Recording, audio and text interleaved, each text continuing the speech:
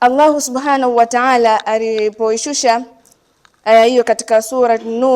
An-Nur aya 31,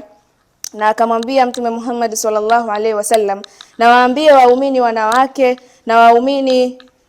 wainamishe macho yao, wahifadhi tupu zao, wala wasionyeshe mapambo yao isipokuwa yale yanayoonekana, na watandaze shungi zao kwenye vifua vyao, wala wasionyeshe mapambo yao isipokuwa kwa waume zao au baba zao. Allahu tabaraka wa taala alipoishusha aya hii alikuwa na mafunzo makubwa sana kwa wanawake wa Kiislamu, akisema kuinamisha macho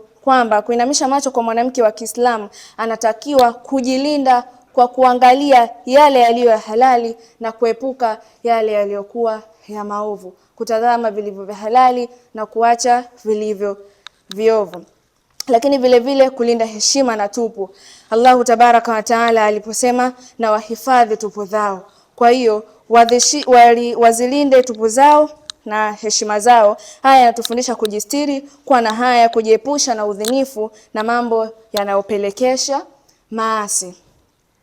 lakini vile vile wala wasionyeshe mapambo yao isipokuwa yale yaliyodhihirika. Kuvaa hijabu ya stara, kuvaa hijabu ya kisheria, watandaze shungi zao kwenye vifua vyao, ionyeshe umuhimu wa kufunika nywele, shingo na vifua kwa mavazi yenye stara.